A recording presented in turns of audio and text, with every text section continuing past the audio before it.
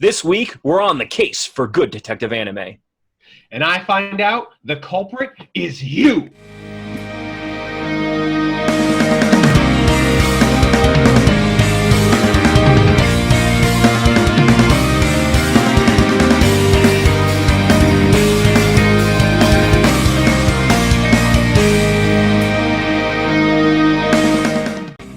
Hi, I'm Kyle. And I'm Garrett. And we watch anime. Garrett, this week we are doing almost another explainer into the world of a specific genre of anime that, unfortunately for us, is almost an endangered species in the anime world. It's also one of the ones that are near and dear to my heart.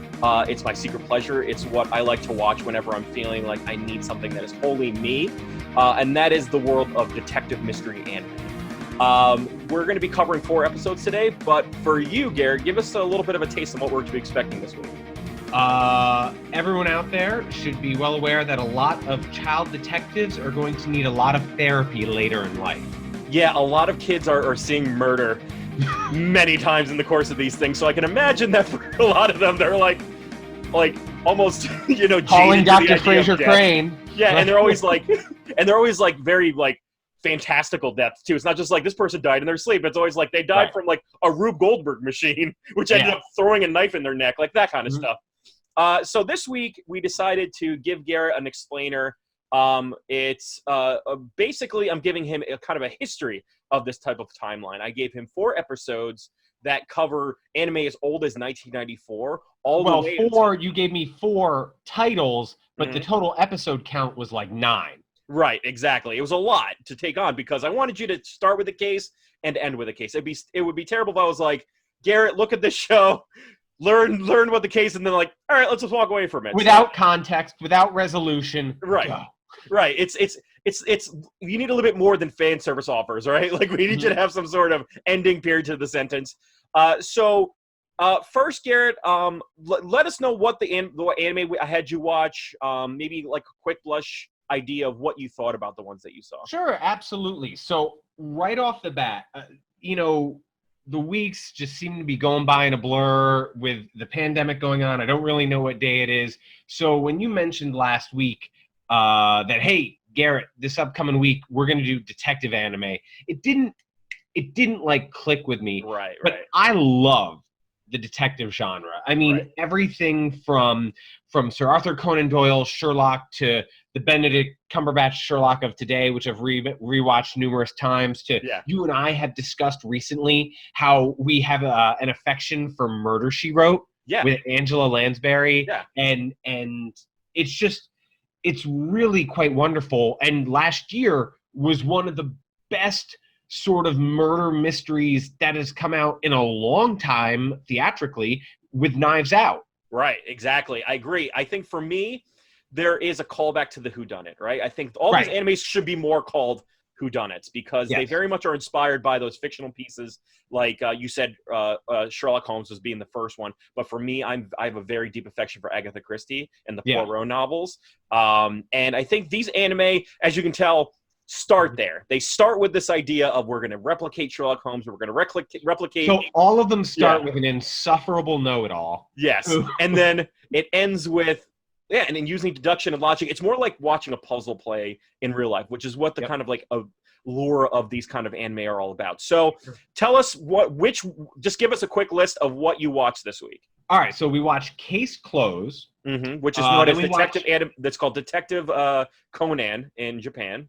Okay. Then we watched Detective Academy Q, which is sort of a clunky name, but a great show. From there, we watched a name too long for me to remember, so I'm just going to say Nero. Yes. and from there, we closed up with Ranpo Kitan. Yes, the game of Laplace, which I still am trying to figure out what that names all mean. So, well, based off the 2 episodes I watched, I have no context what the game of Laplace is.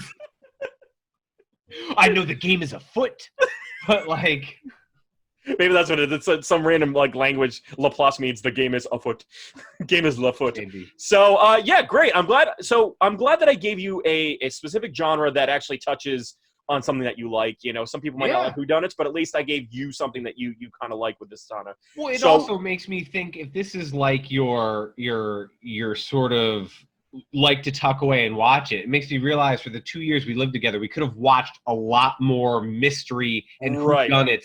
Well, we watched a lot of Bones. We did, but here's the thing. I did watch a lot of Bones and like CSI and stuff like that. It's just like we like the same genre, but not the shows that represent it, because American TV is like a very cheap, saccharine version of the Sherlock Holmes stuff we like. And let's also remember that just 5 years ago, or whenever we lived together 7 years ago, that the streaming platforms and the content that's available today was not available then. I don't know if you remember this.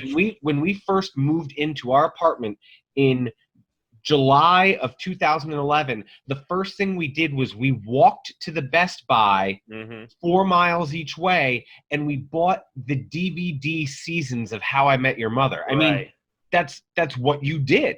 And so to those people out here listening, all of this is at your fingertips, and like 90% of the great stuff is free or on a platform you already pay for. So when you hear us talk about something, watch. It's not that hard to get a hold of it.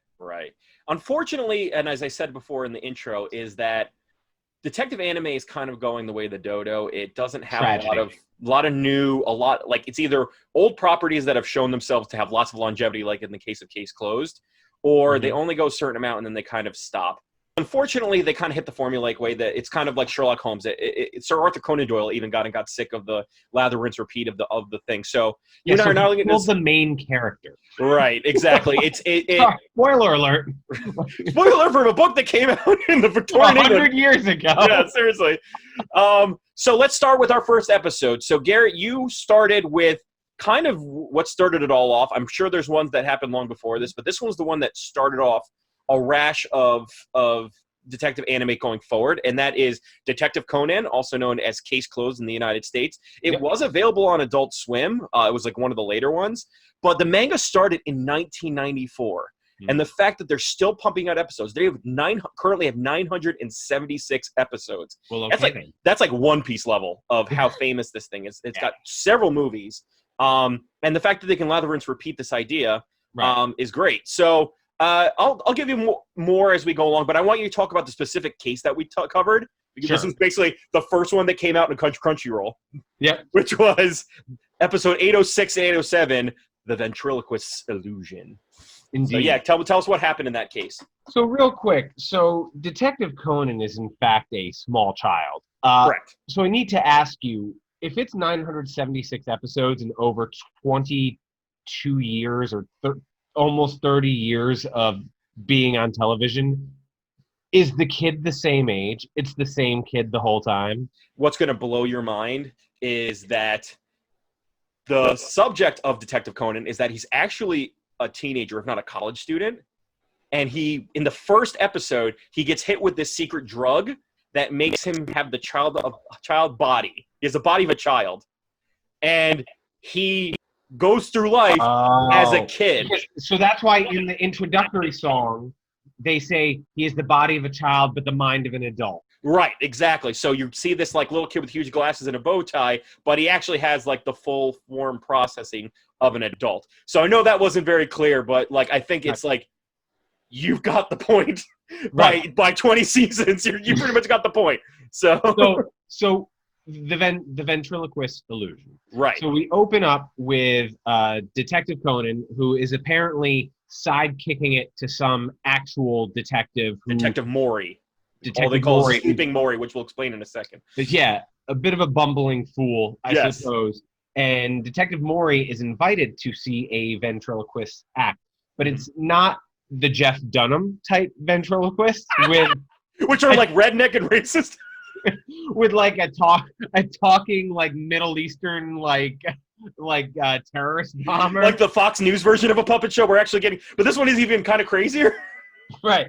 So in it, they're in like a dinner theater and they're watching the performance, and Detective Mori is like, "Oh, the guy who's performing, the ventriloquist, has asked me to come to this show," and the show takes a really dark turn. Right. The ventriloquist appears to be possessed by his doll, which is sort of a nightmare for a lot of people. Right. And on stage, he kills his wife, air quotes for those not being able to watch and only listening to us. And it's all a part of the act, Mhm. but it's very disturbing. And when they go backstage afterwards and Detective Mori is like, hey, why did you ask me here? You know, and he's like, I think I'm going to kill my wife and I need you to watch me. So I don't do it. But, Mhm. and I sort of skipped this part, as he's on his way back to see the Mhm. ventriloquist, he sort of walks by an open door and he sees the ventriloquist assistant and the ventriloquist's wife in there sort of sharing a moment of Canoodling. passion slash uncomfortable situation slash something inappropriate's going on. Right, because I want to be very clear how nuts it must have been to be a woman who knows that she's cheating and her husband creates a show in which he murders his wife with a puppet. Mm-hmm, mm-hmm. Like, I would be, and the fact that like she stays with him, Yes. it's like, honey, don't worry, it's just fiction, because the play doesn't end with like, and then the cops caught me and I learned the error of my ways. It was like, I'm going to be the puppet that possesses someone else, and like flies away, and the end. Curtain falls. Also, I just love the fact that she's like, of course, beautiful, and she's married to a world famous ventriloquist. World famous. That's another thing. Like, I was like, this man has way too much fame. When he came, he had a press conference that everybody went to. Oh, and she's cheating on him with the assistant, with the apprentice. The apprentice puppet guy. Like, ventriloquist. like, is there like how much? I mean, if you ask someone who worked at Sesame Street, I'm sure they would say there's like an apprenticeship for puppetry. But like, Yeah. how much is like? Oh man, I really need to study how to do this. Oh man, this guy gets it. Anyway, so Detective Mori says, no, I'm not going to do that. I'm not. You sound I'm not nuts. watch Go to you a medical. Like he says, go to a medical professional. Right, right. Go to a doctor. And so Detective Mori the very next day gets a phone call, and it is the assistant, and he says, help, help. The ventriloquist. What's his name, by the way? Do you have it offhand? I don't have it offhand. So the ventriloquist do it. has As you do it. killed his wife, Mm-hmm. and you need to come here and help my boss. Mm-hmm. So apparently, they get there, and as far as the ventriloquist is concerned, he took a sleeping pill and he went to sleep. But this entire time, and the reason why he had Maury, or why he wanted Maury to follow him, Right. is he felt like he was being possessed by the doll or the mannequin, and he didn't know when it was him speaking or when it was the mannequin speaking. Right. I mean, it was pretty easy to tell because the mannequin really negged on him. Yeah, he was like and had that like voice that was like which was just a lot. And a lot. everyone he negged, he called a third rate. And he's like, you're a third rate ventriloquist. You're a third rate police detective. Yeah. But, yeah. Yeah, and so the episode is like, yeah, it seems like the assistant did it, and they made it. They kind of presented that way. The case was almost closed. Well, no. Well, first they made it look like the ventriloquist had done it. Mm-hmm. Oh, right? yeah, that's right. I mean, he admitted to it, right? Because he's like, you know what? This doll's been telling me to kill my wife. Mm-hmm. I probably went nuts and freaking did it. Mm-hmm. Then little mini detective Conan is like, something doesn't feel right. Mm-hmm. Let's go back to the apartment. Mm-hmm. And while they're at the apartment, they find like 6 mini speakers, and they find what looks like an iPod Shuffle. Yeah. Or like an iPod. Gives you a little dating of this one, yeah. Yes. And they ask the apprentice about it, and he's like, yeah, those are mine. They went missing weeks ago. I didn't know where they were. So they're hypothesizing that the apprentice has been pumping the voice of the mannequin, not the mannequin, but the dummy into the apartment of the ventriloquist, and has sort of slowly been making him go insane. Mm-hmm. And that's why the doctors believe he is like a dissociative. Yeah, he's got like split personality disorder. Yeah, split personality. So they, like you said, they're really starting to turn the screws on the assistant, and he's like, everything points to me, but I didn't do it. And he's got like blood on his glasses and all that stuff. Yeah. Yeah. So yeah, and so what is interesting is that you get a kind of a switcheroo, because then you get to the second episode, and you learn that the ventriloquist staged this way by making it seem like he was turning nuts. and Conan sets up a little bit of a sting in which he makes the ventriloquist to kind of prove that he wasn't disassociative. Because Conan has this like speaker in his bow tie that makes him change his voice, and he's been using That's what that is, because he was kneeling behind a table with a bow tie and talking through it, and I wrote down, remember to ask about the bow tie. Yes, exactly, because it's a really important like thread by which the show goes, and then the ventriloquist is going like, it can't be the case. I don't actually hear it. Like he was freaking out that he was actually hearing the dummy talking to him, and it was proving the idea that because they could see the glove fibers were on the same glasses, and then they found he hid it in the dummy. And so because he was, being very, because he couldn't get rid of his dummy, the thing that the crime weapon, so to speak, he basically gave up the ghost. Now let's take a step back for just a moment to a plot device that clearly this show relies on all the time. Yes. And it's the sleeping detective Kogoro. So I have to give you a lot of context. So right off the bat, early in the episode, when they're talking about ventriloquism, Detective Conan, the little boy, says something like, haha, that's kind of what I do. And I'm like, I have no idea what that means, but apparently there's 700 episodes that explain. So please, Kyle. So Ron, who is the daughter of this famous detective Mori, Sleeping Mori as they call him, which is funny because it means sleeping forest, he's an actual detective. And his daughter was actually like kind of dating Conan, or they were like really close. And so Conan wants to kind of stay close to Ron. And he's actually like a top prodigy detective himself. He got turned into a child. And so he'll figure out the case. And much like you'll find in other episodes like Neuro, he can't actually go, I'm a man in a boy's body. That's freaking weird. Throw me in a padded cell. So he uses the detective Mori as a stand-in for him to give the final case. So every time he will trank the detective. So in his wristwatch, on top of all other detective gadgets that he has, is like a blow dart, which apparently so they didn't do it this time because it got old. How did the detective? So the detective will be there going, oh, that's interesting. And they go, and he'll always fall in a position that makes him look inquisitive. He'll always be like, so when he talks, it always looks like he's like, so I'm laughing. I see. I'm laughing. But is this funny 700 times? I guess. I don't know. Enough to give it at least 20 seasons by the time we watched it? Yeah, I guess so, because it's basically like, he's kind of a bumbling fool. He goes to the case. Conan tranks him. I don't know how much damage getting tranked every day does to a human body, but this man gets tranked, falls asleep in an inquisitive pose. Conan uses his little bow tie to talk like him, uses Maury's voice to give up the case. And that's that's the lather, rinse, repeat of this episode.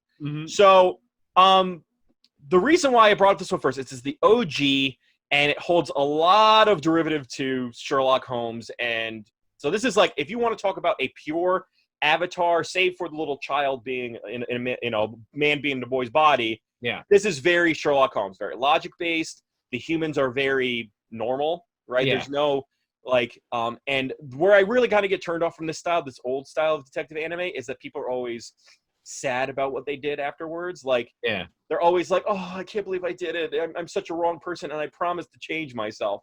And that's exactly what happens in later series like Detective Academy Q that we're going to talk about later. But for like a quick snack of an anime, it's really, it does its job and does job well. So I will say that I found the explanation of the case, it was like half an episode.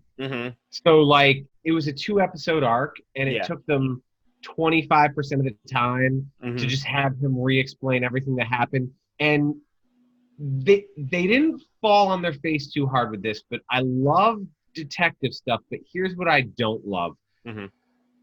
I don't like when they present the reveal and there's so much that wasn't put in front of us. Right. They usually give you I don't want you to be cue. like, oh, here's these 10 things I noticed, but there's no way you as the audience could have known it. And they didn't do that here so much. There was a bunch of things that you could have picked up on, but there was a fair amount where you're like, well, that wasn't presented to me, so how was I supposed to they use like audio cues, like if you hear like and like you see his eyes go to something, they want you to pay attention to that. But yeah, it's a little bit better in Detective Academy Q because they actually hit you over the head of it. They go, there's 3 hints to this case. Pay attention to these 3 things. Why are they important? Well, so you know who always did it in a way that I enjoyed? who? Psych. Exactly. Same thing. Focus in on an item. It highlights. Sounds like you're in a video game. Yeah. And you're like, okay, that's the thing I'm focusing on. And so that kind of leads into this style of anime that went later into 2001 and inspired another detective anime show called Detective Academy Q, or Tante Gakuen Q. Was up my alley. Good. Not just a detective anime, because Academy Q, so you guessed it, guys, we're watching anime. The focus is kids or teens. High school. High school. Relatable to the people watching cartoons. We're back in high school. Right. So naturally, this super awesome detective is training young detectives through an academy, and we get to see them join in on everything. Right. And they're part of the Q class. They're part of like the qualified top tier class. So the episodes that you presented to me, it was a 3-parter, okay? Yep. It was the House of Illusion Murders, Melody of Death, and the Murder Concerto. First of 36, 37, 38. Yeah. Brilliant names. Secondly, it relied upon one of the oldest, most classic, wonderful settings, and that is everyone is in one house that is cut off from the rest of the world. Very, and then there were none, right? That's why I picked this one. It was very reflective of the and then there were none. And that's another thing that I think. A little cluey as well. Because I think anime loves so much to use the locked room mystery cases in which there's no way the murder could have happened unless you figure out how it happened, how someone was able to get in and out of the room. Like, I do love those because it adds a little bit of terror of anybody could be it and anybody could come in your room. If you can't tell how this person came in the room and it seems almost like supernatural, that means there's always a looming threat over your shoulder. And I love that sense of suspense and thrill. So give us a quick summary of like what this case was about. Absolutely. So everyone has been invited to this countryside estate. I don't know where it is because I have no idea the geography of Japan, but somewhere in Japan. And essentially they've all been invited by this aging maestro, this guy who is a master of his of being a violinist, okay? And he is in possession of something referred to as the Testa del Fuego, or Testa del Drago. Testes of the dragon. No, the head of the dragon. Testa del Drago, which means head of the dragon, and it is a violin that was designed by an Italian that this Italian was involved in all sorts of different arts, and he never made more than 9 of because his name was like Q Eugen, which means 9 dragons. So everything he made came in 9s. He's a bigger threat in the whole show, but you didn't need to know any of that stuff going into it. So, what I did know was that the violin was ugly as sin because there was a dragon head at the end of it. But apparently better than a Stradivarius. Better than a Stradivarius, apparently.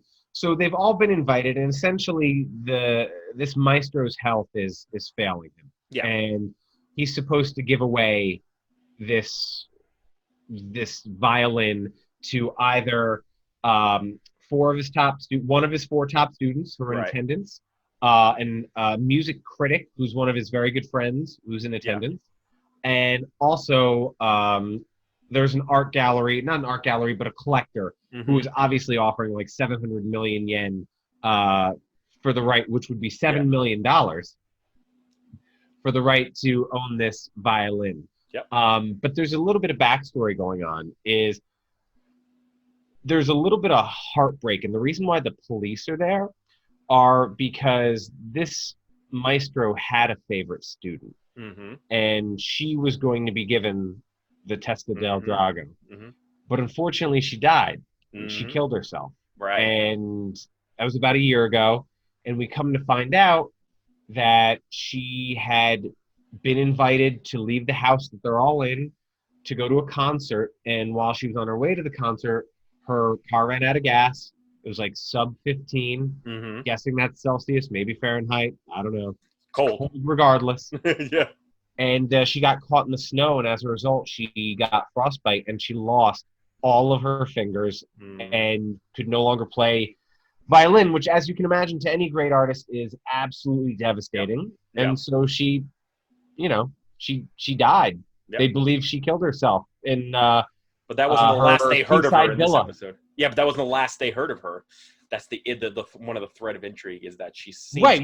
So the reason why they invite the cops is because they receive a letter from her saying she, no matter what, will be in possession of the violin. But the issue is, of course, that she died 6 months previously. So, and there seems to be prank calls coming in which they hear her favorite song that she was famous for, the Demon's Banquet. So people are getting called, and all they're hearing is violin. So they go to this stormy house, which I think is a really cool thread. The kind of one of the main attendants goes up there. He's one of the students. He's like, I'm nervous about this. I'm getting these calls. I got this letter, and I'm going to the house I want you to protect me, and I want you to see what's going on. And I believe that character's name was Gatoda. Yeah, Gatoda. Yeah, that's his name. So, but yeah, and so they go to the house, and then there's kind of two separate settings. We have the car coming in, which is one of the two of the detectives, one being a teacher, is bringing Gatoda to this mansion. And then the house itself, which has three of the students, one is in the school doing like the computer stuff. And they go there, and moitas start happening. Just moitas all over the place. Right. So first, a female character is killed. With a knife right through the neck. Right. Everyone hears a crash and glass breaking, and they run, and they find her laying on the ground with, as you said, a knife through the neck, which I don't know if I've ever actually seen before. No, it's very morbid. And then there's another one that dies of poisoning.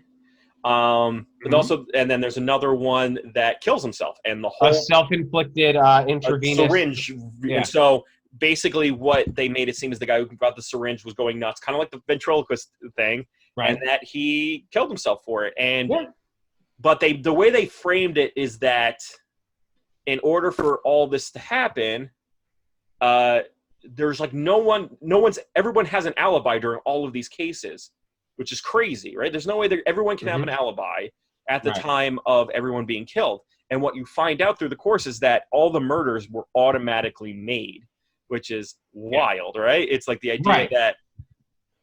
I do have issue with one of them, though. The knife one? Yes. I had him, because then they made it seem as they never explain how she got laid out there. Yeah, me neither. I didn't get that either, but... I think that's a plot hole. I think that's a little bit of a plot hole, but that all aside, you're right. So they made it so that, like, which is freaking morbid, is they left two candlesticks with a knife in there, a big pot, and then they played the concerto, and the pot fell on the knife and stabbed her in the neck, which is wild. And then the other one was like a little OCD, like a kind of a violinist who has to do the same thing over and over again. And they're like, well, how can we know that would have worked? Maybe he didn't want to do this one thing, or maybe he didn't want to do the other thing. They put it in every single obsessive compulsion that they had to put poison or a snake or something to kill him, knowing that meant 100% probability that he was going to get killed, which is wild. Right. So, like, everyone knew he shook stuff when he ate before he ate it. Right. So they put like a poison pill inside his dressing, which would dissolve if we shook it. They put a snake in the shower because they knew he took 3 showers a day. The one that ultimately got him was after dinner, he has 2 whiskeys, and the whiskey was poisoned with cyanide. Which, by the way, one of the children detectives smells it and goes, I smell almonds. That's cyanide. Yes! And then he tastes it. I'm like, what are you doing? If you know it's poison, don't go. He was like, ew, pit. That's not how poison works, man. Once you taste it's in. You can't just pit it out, dude. The story here is so dark. It's so wild. It really is. We find out why she lost her fingers at all. It turns out that the other 4 students were 3 of them were in on it, and one of them wasn't. There were 4 coincidences, and I know there was 4 because the show clearly laid out there was because the assistant was one of them. The assistant was supposed to be one of them. The client, the one that was the murderer. Oh no, absolutely. So that was the first one. Is he invited her to a concert in the middle of a blizzard? Yeah. The second one was someone used up the gas in the car. Right. before The she used third it. one was the girl had borrowed all of her winter clothes. Right.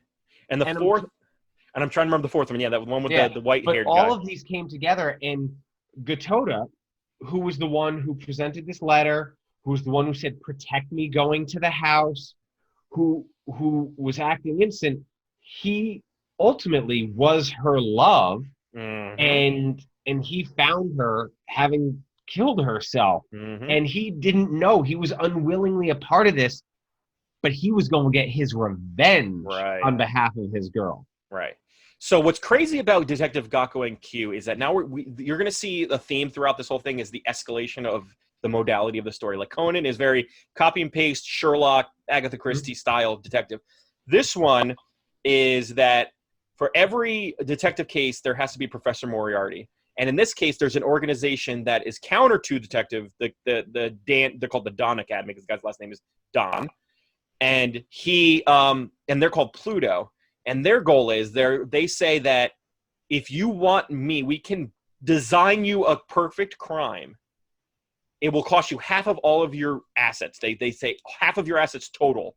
You have to do it perfectly, and we can't execute it. Our fingers can't be on any of this. So it's basically like you use their intelligence to do a perfect crime, and the assistant used their thing to make it happen. And actually, one of the people was from Pluto watching. Yes, the art collector, the collector was from Pluto, and one of the detectives from the agency, his name was Ryu. Yeah.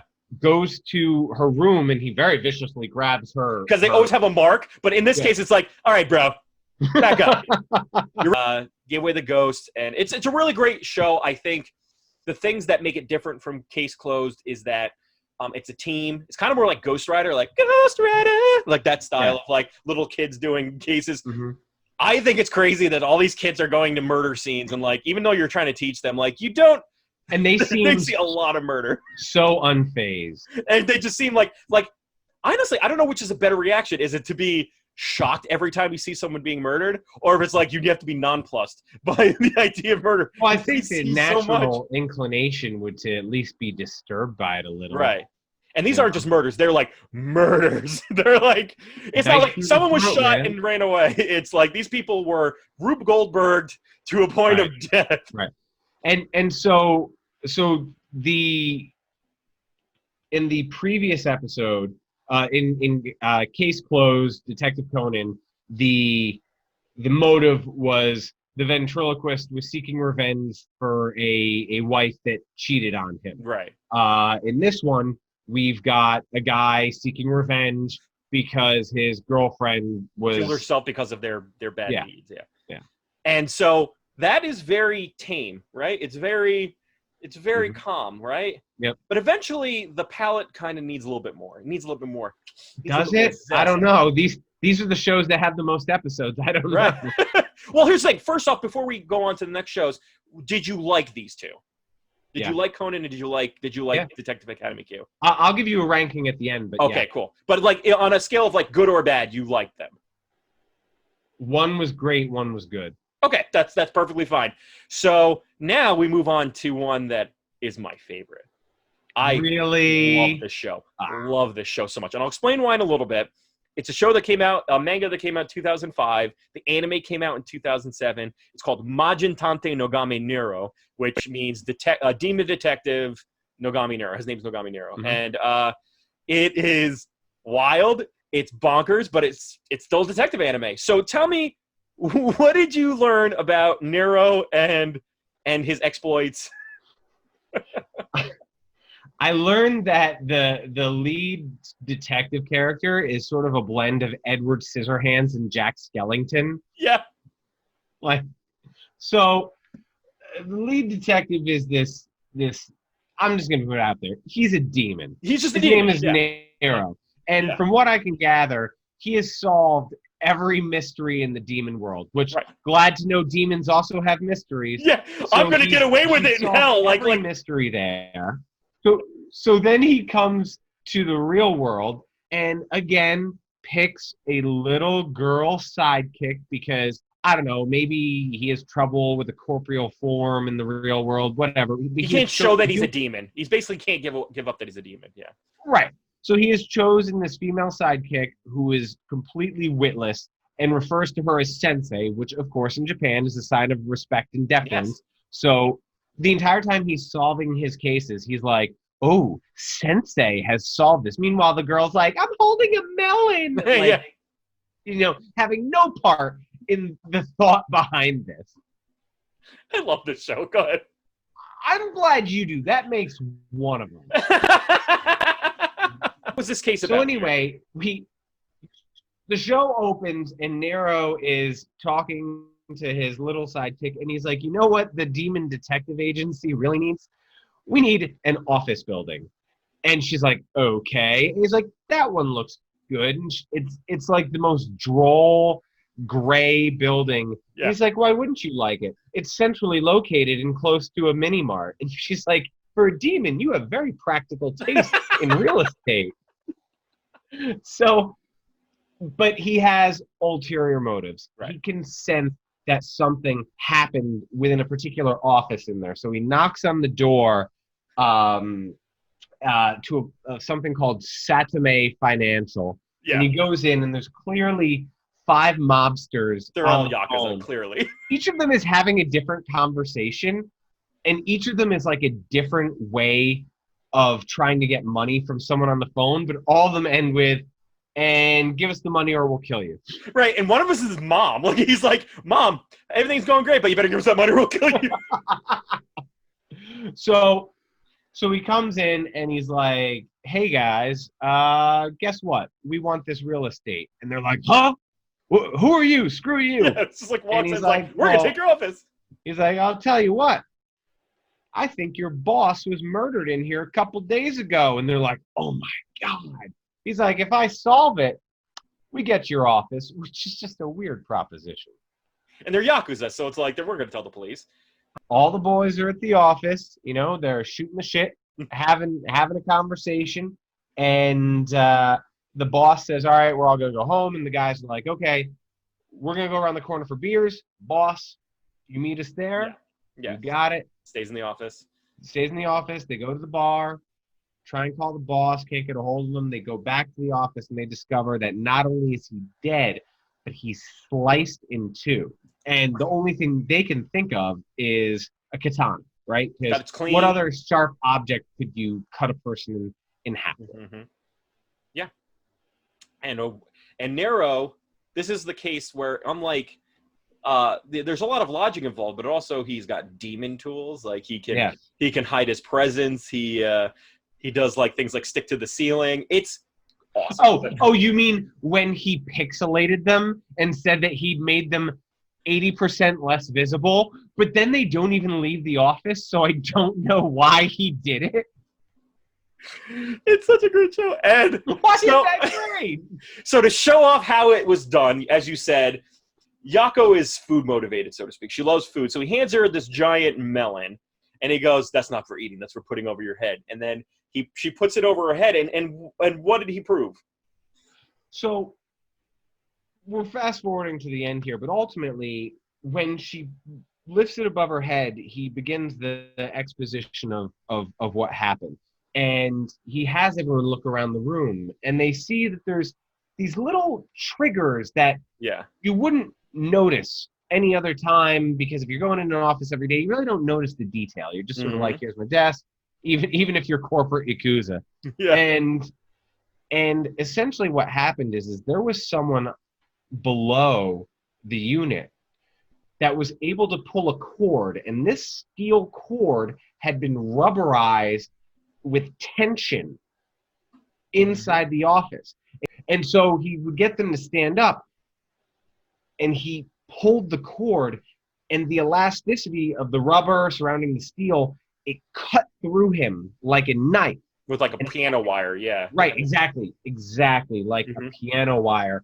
And afterwards, was able to pull it out the window, which is why there was blood smeared on the outside of the window, which none of them really noticed because they're not detectives, they're Yakuza. Right. But at the end, he points to one of the characters, and as he's explaining what's going on, and this was the part that really upset me the most, and I get that he's a demon. was as he's about to get to the reveal, one of the guys shoots him in the eye. Yep. So his friends are like, why did you shoot him? We wanted to hear how this was going to end. And he said, why do you need to hear? They're liars, they're charlatans, blah, blah, blah. And without blinking an eye, I guess it was worth blinking an eye, Nero stands up with his hand over his eye, and he's like, I'm going to keep on explaining things.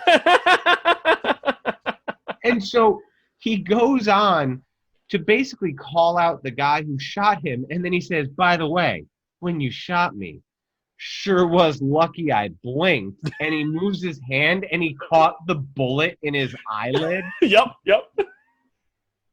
Let me guess, Kyle. This show's great. This show's awesome. Great. I love this show. It's so just like, now, maybe it's unique to me, but I love this show. Now, here's where things started to get really strange. Yes. Go do it. My favorite part. Right. So he accuses Washio, I think was his name, or Washio was the culprit's like name. That. Yeah. And he basically says it was you. You killed your boss, and you were the last one up. You didn't notice you would have, because there was blood prints, and since you were the last one up there, everyone else would have noticed the blood prints, except for the last person to show up. So it must have been the person who was last up there, is what he was saying. Right. And so, as he's getting accused, he morphs into, so you start seeing these creepy close-ups, and his face elongates into a beak, and his big old tongue starts waggling out. And I said to my wife, I don't know if he is a demon inside him, right, or if the show is just trying to heavily exaggerate how he's a bad person on the inside. However, this was answered when Nero turned into a velociraptor head himself and ate the demon outside of Washio's soul. Is that what happened? Yes. So I feel like I have to explain why I love this show before I can give you anything. Because once you started at episode 5, right? There's not a lot of explanation. So as you said, Nero, as you said, is a demon from hell, but he's he feeds on mysteries. He feeds on puzzles. That's his favorite thing in the world to eat. Naturally. And so he wanted to come to the human world to eat puzzles because he ate everything that he could in hell. He says cases there were boring. And the best thing about the thing is that, just to answer your question first, is what I love about this and why I told you I kind of got bored with Detective Academy Q and For Case Closed is that they all got very contrite and I'm so sorry. I just couldn't help that they hurt my love and I just want revenge. This show very much shows that people have evil motives. They can be bad and they could just do it for bad reasons. And they express that badness. They have what's called a psycho turn, they call it. So and their faces morph and they become these creatures and monsters and it becomes exaggerated. Some cases it's a bird. Some case they turn into these big creatures and stuff like that. And it's just to show that sometimes murder is murder for murder's sake. Sometimes it's just bad people doing bad things. And I love that about this show is that sometimes that was the case. He wanted the guy away. He wanted him out. That's why he wanted to do it. Yeah. And they expressed that. Oh, yeah. He just said he was the head of the nest. And that's sort of why they turned him into a bird. It's a symbol of, it was a symbol of him saying, I'm sick of being the chick. I want to be the bird that that runs this nest. It's more symbolic than anything, but it shows how people, when they're backed into a corner, show you their true color. So it was an artistic representation of them changing, and it was my favorite part of every show.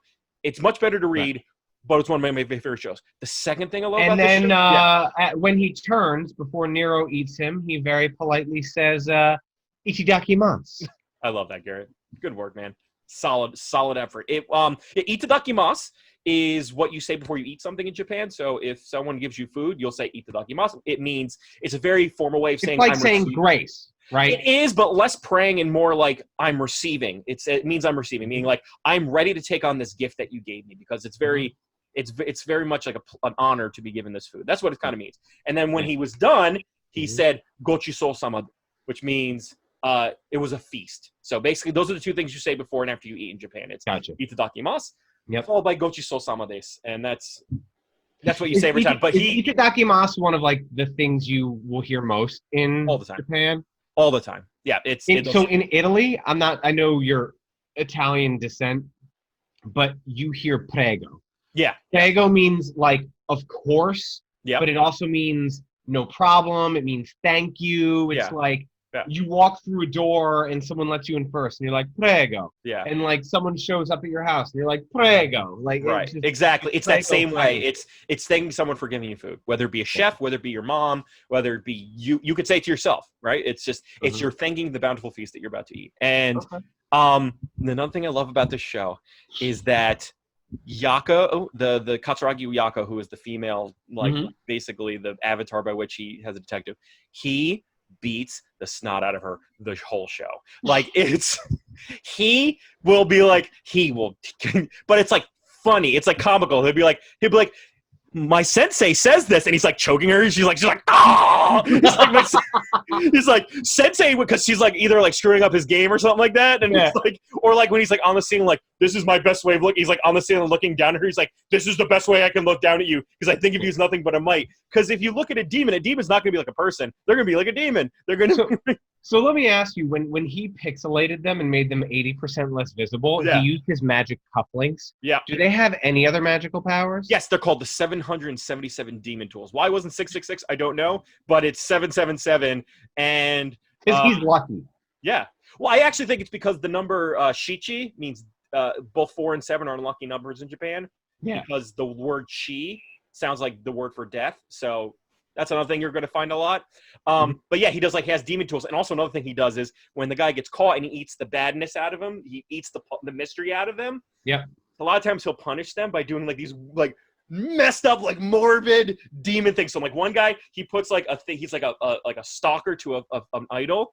And he puts like this thing in the guy's head, and it's like this demon bat on his head, and it pulls the nerves out of his head, turns into a violin, goes, and then the guy's like, oh, it's morbidly funny, and it's a much better read than it is a watch. Like the anime really glosses over most of it, and if I was, I gotta say that I disliked his look in the anime so much. Like part of my issue with it was the animation and the pointy teeth, and it's weird because you watched Case Closing, and that probably was an episode from like a few years ago. So this is like only a few years removed from Detective Gakuen Q, so it still has that like graininess to it, but.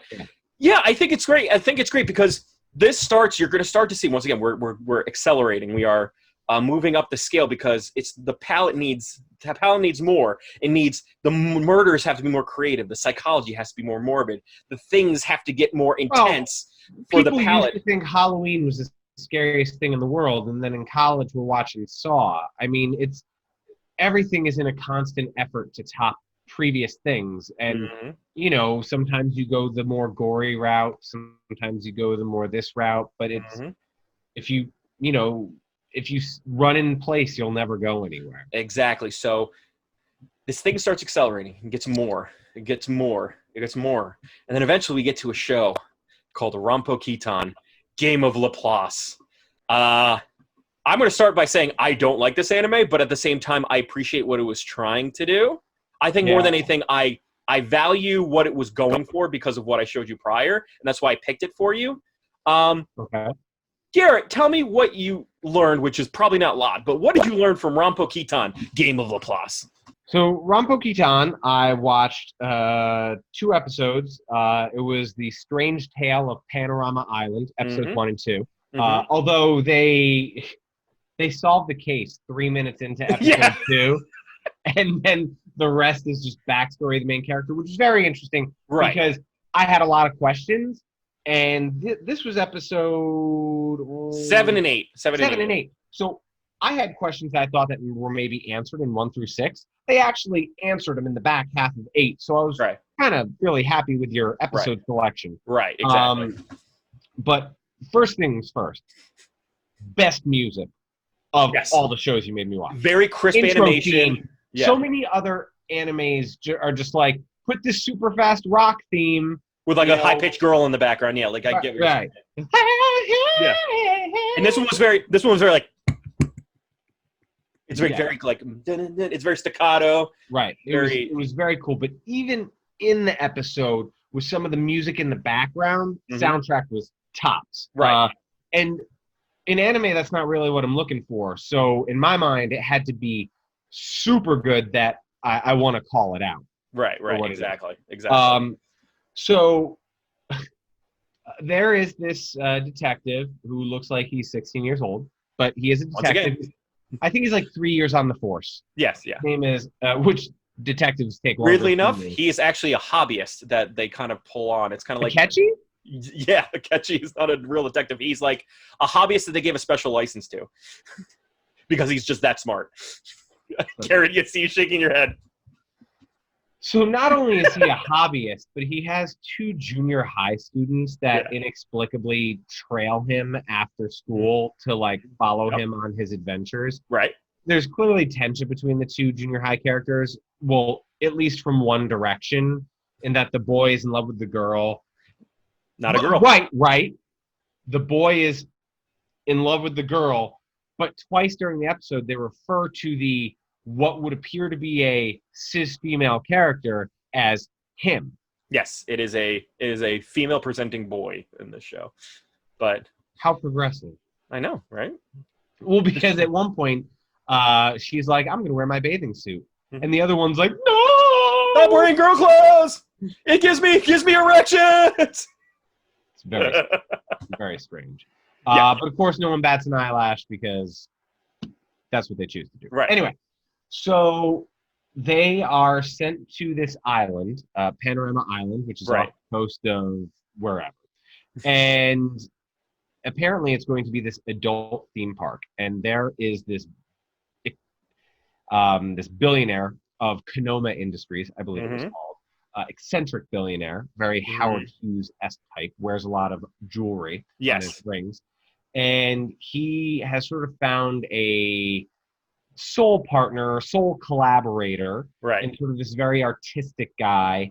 And they're going to create this theme park that is not just about fun, but about celebrating beauty and celebrating art.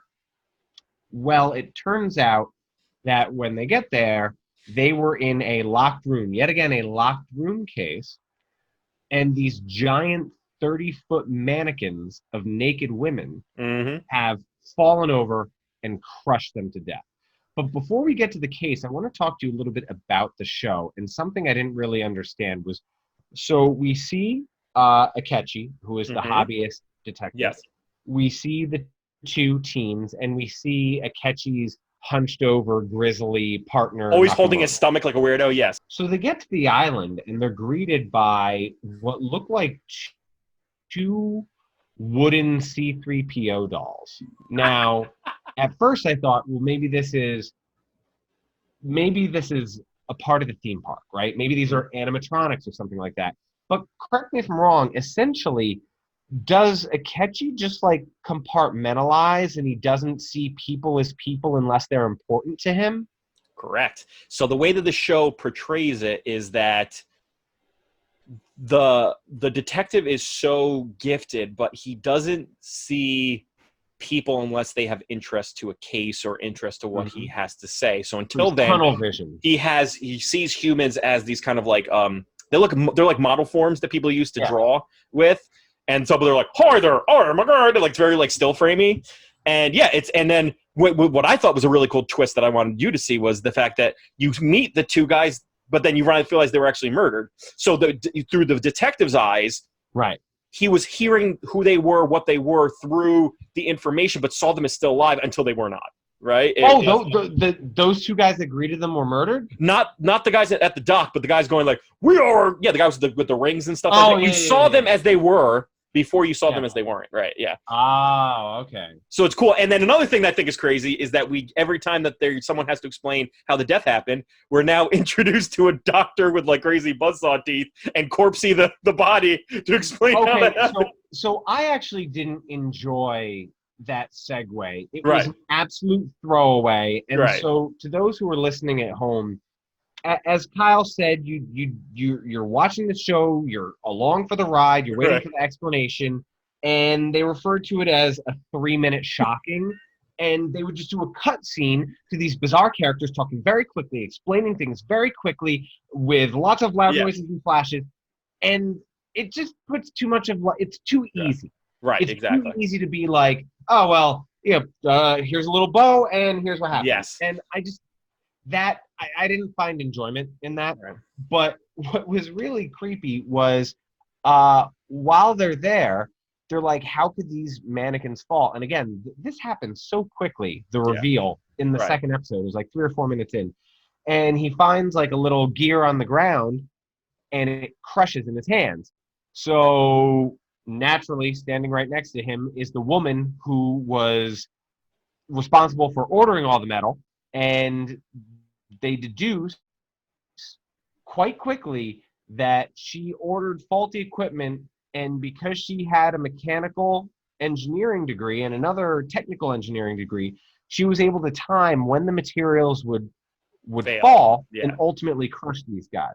Mm-hmm. So there's 2 points I want to make at this moment. The first one is, this was the first show where the case didn't have a misdirection. Okay? Mm-hmm. So you have a favorite saying about Murder, She Wrote. It's always the person you medium suspect, right? Yeah. And or you could call it the house theory. Right. It's never the first thing he guesses. Right. So it's never lupus. Right. It's never the Never first. lupus. Never lupus. That's always the first one.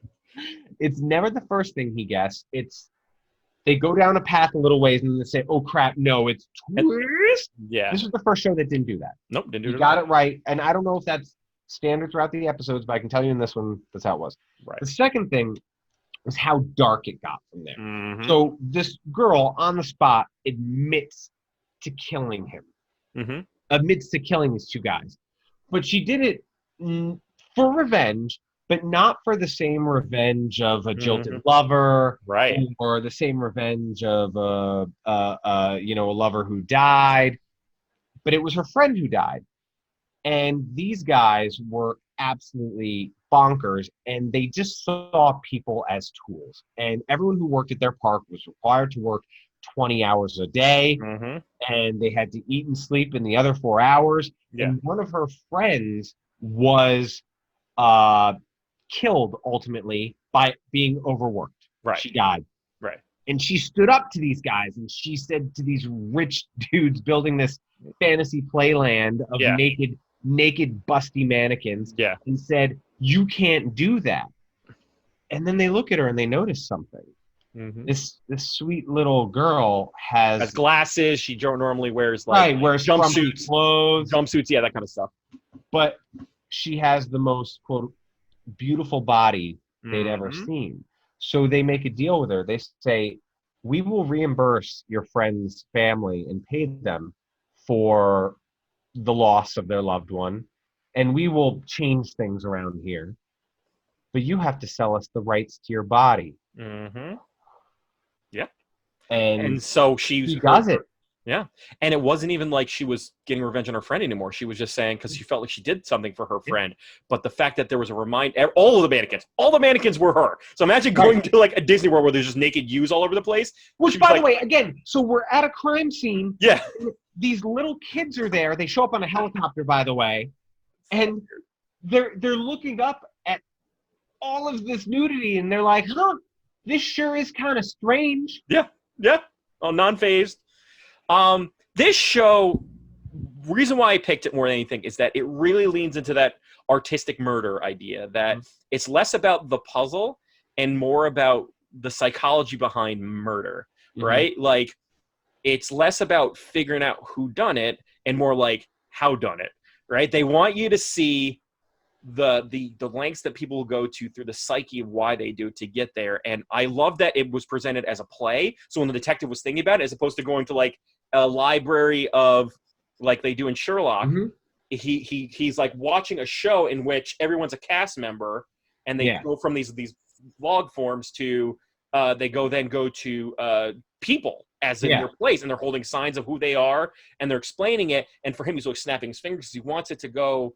He's like little interested. So I love there was some good transitions in there. Right. It did sort of remind me how they present it in live action television shows, how time almost stops for the protagonist, and they can dissect the situation that they're in. Right, and it's very artistic. The coloring is very good. I feel like this is the weird like coloring was used very well in this game. Like, it's always bright colors in the middle of like black backgrounds. Like, it always looks like you're like getting swallowed by darkness in the middle of like bright colors, because it's like a play, right? Everything in that thing is like a dark theater, and you're looking at the show as it is. So I thought that was very clever. But like you, I'm like thinking it's very weird, like almost too weird.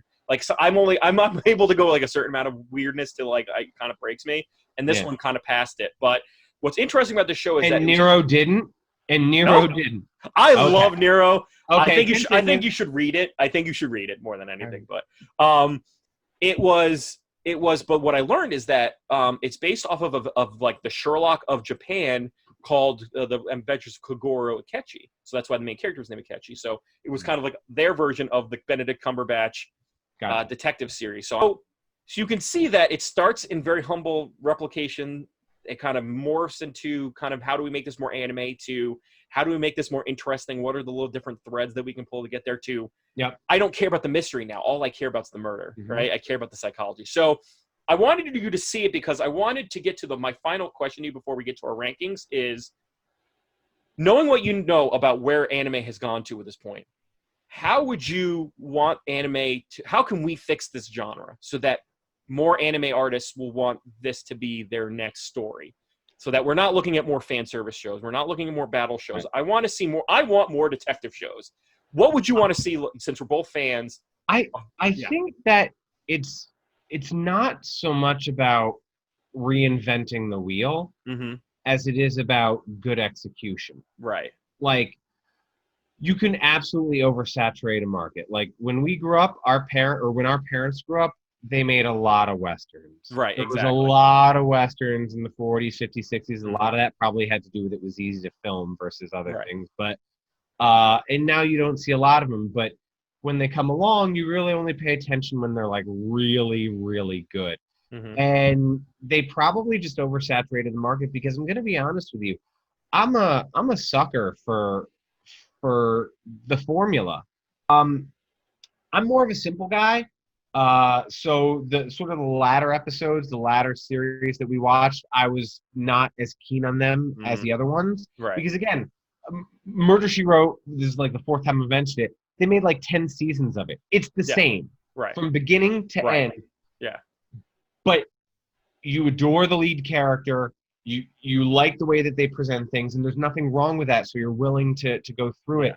How do you revive it? I think there sort of has to be like a shift in the audience back towards it. For me, how would you get me to watch more of it? Yeah. I'm going to give you something that you're going to say isn't going to happen. I'm going to say, stop putting high school kids in everything. Show me an adult detective. You always ask me at the end of every episode, what was the barrier to entry? And because I had to watch 4 shows where it was a part of it, my barrier to entry for these is accepting that children are anywhere near these crime scenes or have any importance regarding it. And that's that it doesn't ruin it, but I'm like, It takes away from the realism of what is a very real thing in our country and our world and everything, is that murder happens every day, and people do it for different reasons. Cowboy Bebop, Samurai Champloo, 2 like the greatest anime of the past 20 years. You know what they didn't have? High school kids. In girl outfits, or boys in girl outfits. But I think for me, I'm going to tattoo this as kind of a recipe, right? I want the problem-solving puzzle of Case Closed and Detective Academy Q that makes me literally points and puts my nose in the clues, so that through the episode I'm thinking about the end of it. But I also want the fleshed out villain and motives that Neuro and Game of Plus give me, right? I understand you get bored of the same reason why anyone kills. Right. I want those two things to go together. Do I want to get to like the very morbid sense of like where Neuro or the place goes? No, but I want it to have human connection. Like, I don't believe that people are inherently good or bad always. Right. I want to know that sometimes people are evil for evil's sake, and I want that to be respected, and especially as murder is involved. Yep. And so that to me is what I would want. I would want a mix of those two things. That's why I brought these 4 shows in, because I feel like there's a way for you to pick out little ingredients of each show that can make the right anime now that I'll want to watch. Yeah, it is difficult. I've never gotten around to reading a book. There was a book that came out in the mid-2000s. It was called The 7 Basic Plots. Mm-hmm. And it talks about how there's really, whether you believe it or not, or whether you think, there's a limit to how many stories can be told in this world without being repetitive. Yeah. So I hear exactly what you're saying. And if they took 75% of Detective Agency Q and Case Closed Dr. Conan and took 25% of the other two, I think you'd find I'd probably be happy with that ratio. I think that's a good sweet spot for me too, right? You want that puzzle, you want people to learn and think and throughout the show. So we're going to finally end this off on our Weeb and Noob score once again, because this is a 4-show explainer. We're going to go rank it through what you thought were your best to least best, we're going to call it, because they're not, I mean, I didn't hate any of them, but it's just good to go best to least best. I would say my least best is Laplace, Ranpo Kitan, a little too weird for me. My third best would be Detective Academy Q. I feel like, the kiddiness just looks like it's too, it like takes very serious adult themes and then throws the saccharine candy of kids into it, and I don't like that as much. I love Conan just because I respect it for what it is. I feel like if you're an anime fan, if you are a fan and you haven't watched Case Closed yet, and you want like a real history of what a true fan would go on, that's the one you want to watch. And then finally, I love Neuro. I know it wasn't your favorite, but man, I would say read it. Anybody who wants to read Majin no Tanto Neuro, read it. It's a lot more in-depth and a lot more of a good thinker because it's morbid, but it's funny. It's the artist. By the way, for those who are out there, Gary, I'll probably introduce this property later, but the same artist who did Assassination Classroom, that's like another one of my favorites, did this and did Neuro. So that's another reason why I like it. But Garrett, what would you rank? In a dead heat for last place would be Neuro and Rampan. Yeah, okay. Neuro, I think it suffered. I know that you loved when the characters would transform and it was your favorite part of it. Yeah. But there was just something about the rest of the animation that just didn't. Again, I really disliked the actual character of Neuro. I felt it was sort of drawn by like an inexperienced artist. It didn't hit me where it needed to hit me. Also, to be fair, of everything I watched, it's the only one I watched only one episode of. Right, exactly. I so think this one could have used maybe I didn't dive deep enough into it, but to be perfectly frank with you, it didn't really strike my interest. Okay. Ranpo, I would give a few more episodes a shot just to sort of be start from the beginning. It makes more sense. When where is it going with this? Because when they started getting to the backstory of like the 20 faces, which we didn't hop into, we're running out of time, so we're not going to get into it. But it was basically like a social experiment, a la like the greater good of humanity that went horribly wrong. Right. I would go down that road with it. So maybe Neuro last, Ranpo on top, just because I found it more interesting. And then between the top two, it's really tough. But based on what I saw, I'm going to put Detective Conan 2 and Detective Agency Q number 1. And I think Conan's a little bit more formulaic. That is Detective Conan relies on the stupid premise, to me, that he's trapped in a little kid's body and this little kid is solving these murders. And so every episode has to end with him talking through the bow tie, pretending that he's the sleepy detective, it has to rely on that every time. On that trope every time, That being said, I enjoyed it immensely, and I'd rattle off 20 episodes without thinking about it. Yeah. But Detective Agency Q, despite the animation being a little bit more dated, was absolutely everything I want in the genre. And yes, as the kids were even a little older, I could have believed that they were 15 or 16 and maybe not the youngest of kids, but it was, when I watched this, I was like, yeah, I could absolutely spend the next week 3 hours before bed blowing through episodes of this. That's great. That's great. So it seems like I made a fan out of you in at least one or Yeah. two shows, and that's always the key. Is like, give you a little bit of a sampler platter, and going through BJ's, grabbing the sampler platter, and finding the ones that work and what don't work. And you know what? That's great. It's to your taste. So knowing that Garrett has been able to inure himself to this theme, I still want to hear your thoughts. Is detective anime something that you've even had a chance to watch? Is it something that hits your heartstrings, very Sherlockian, very Agatha Christie, or is it something that you feel Japan just doesn't do well in? Is it something that you want to take on and you want to see a newer, better version of it, or do you think that there's a way that you can have mystery in certain things that don't necessarily go to the detective genre? So I think this is ripe for conversation. That's why I want to hear your response. But before we go, Garrett, what are some last thoughts you have about this show? If anything ever happens to me, don't call my family, don't call the police, ask the nearest 8-year-old what happened to this dude. And with that being said, I'm going to say bye in my little bow tie with Garrett's voice on me. Remember, follow us on anchor.fm and on YouTube, and we'll see you next week. Take care, folks. Be well.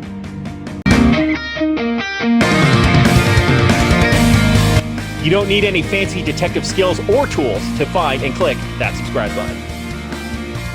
All you gumshoes out there, use the powers of observation and deduction and put in the comments below what we should watch next.